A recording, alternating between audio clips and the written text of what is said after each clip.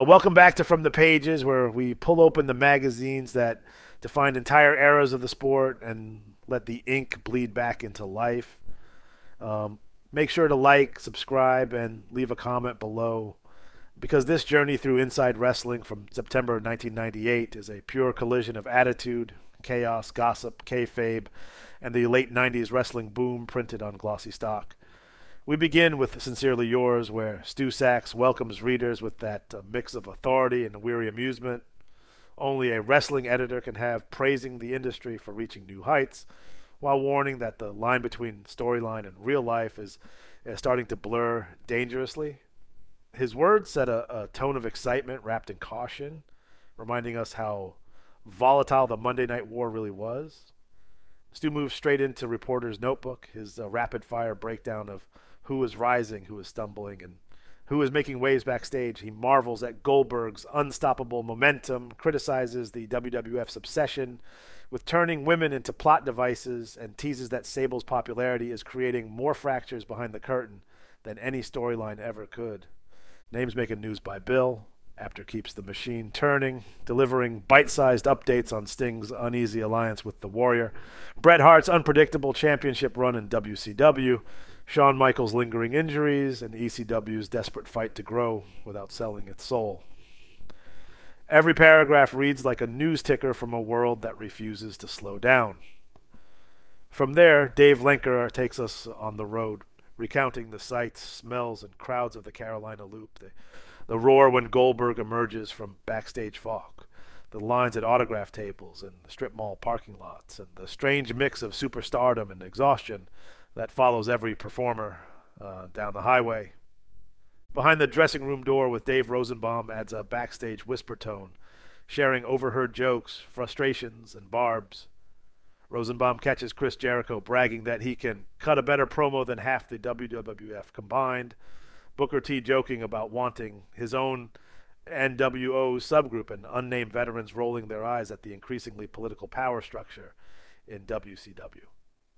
The Insider with Brandy Mankiewicz takes the gossip even further, focusing almost entirely on the locker room resentment surrounding Sable's meteoric rise. Brandy reports women calling her the model who jumped the line, others saying she's a wrestler trapped in a model's body, and men worrying that she might become the brand's most marketable star. It is part rumor, part reporting, and pure late 90s sensationalism. On Assignment with Liz Hunter changes the tone, spotlighting the Make-A-Wish work being done by WWF stars. She describes Mick Foley hugging a young fan with tears in his eyes, Steve Austin quietly visiting hospitals with no cameras around, and the way these larger-than-life figures transform when faced with children who see them as superheroes. It's a rare note of sincerity inside a magazine. Addicted to conflict, the capsule profile number 270 focuses on Scott Steiner, presenting his stats like a comic book dossier. 500-pound bench press, freakish physique, unstoppable rage, and a volatile personality that turns every promo into performance art. The magazine quips that Steiner's greatest rival is the microphone, and somehow he always wins. Where Are They Now gives updates on Tito Santana teaching high school Spanish, Kamala touring the South with a musical act, Danny Davis running a wrestling school in Kentucky, and other 80s names living quieter lives outside mainstream television. News from the wrestling capitals darts around the world, reporting on shows from Atlanta, New York, Tokyo, Calgary, and Memphis, each described with a few punchy paragraphs that capture the endless churn of the business. Matt Brock's plain speaking brings out the cranky veteran columnist, lamenting that storytelling and ring psychology are dying in favor of spectacle. He still praises Goldberg, saying he has that spark I once saw in Bruno, which from Brock is high praise. The features explode next, beginning with the escalating war between Ultimo Dragon and Eddie Guerrero, framed as a battle for Chavo's soul. The magazine treats it like both a family drama and a technical masterpiece, showing photos of Dragon in midair, Eddie smirking under sunglasses, and Chavo torn between admiration and fear. The tone is earnest, dramatic, and deeply invested in the honor code of lucha libre. Sable's spread follows a mixture of glamour photography and defiant attitude. The text insists she is more than willing, more than able, portraying her as a woman who refuses to be sidelined or dismissed. It highlights her rapid ascent, the controversy around her push, and her quote about taking bumps, taking criticism, but not taking orders.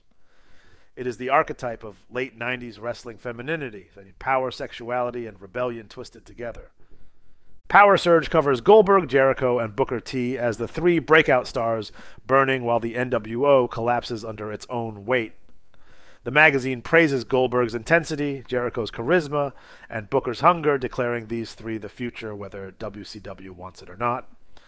The Degeneration X feature revels in pranks, sarcasm, and juvenile chaos, quoting Triple H saying they own Owen Hart's mind, while the fans can have the rest of him.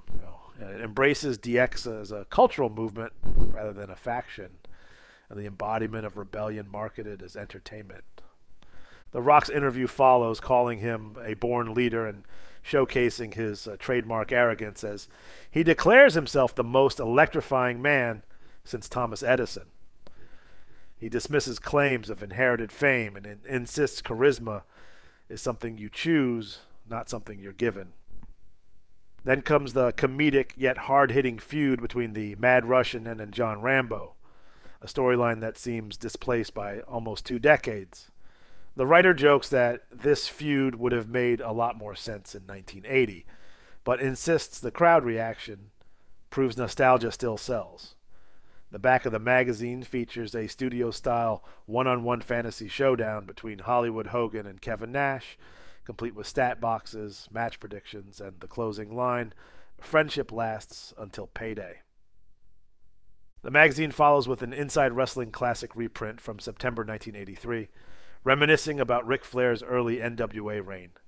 Then a blast from the past, revisiting Sergeant Slaughter's boot camp matches, the official ratings and roll call of champions, close the content section, placing Goldberg, Austin, and Hogan atop their respective empires. And then come the ads and the heartbeat of any wrestling magazine from this era. The inside front cover pushes the Pro Wrestling Illustrated 1999 calendar for $8.95, promising 12 glossy superstar photos. A bold subscription ad offers 6 issues plus a free collector's poster. A 2-page middle spread for Muscle Builder 2000 promises a new body in 30 days, with a grainy, questionably edited torso as proof. Wrestling videos.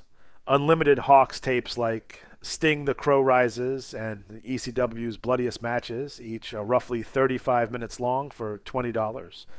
Plus $3 shipping mail order highlights include Wrestling T-shirt Warehouse, Austin 316, $10. Replica championship belts for $99. Hotline numbers charging 99 cents a minute. Photo packs, trading card sets, and a stack of Masked Wrestler VHS tapes promising all the blood, none of the bruises. The back cover pushes the Pro Wrestling Illustrated book club, selling bound anthologies of classic articles for $12 each with the slogan, "Renew today, simply because you can't tape a magazine." And that is Inside Wrestling, September the 1998.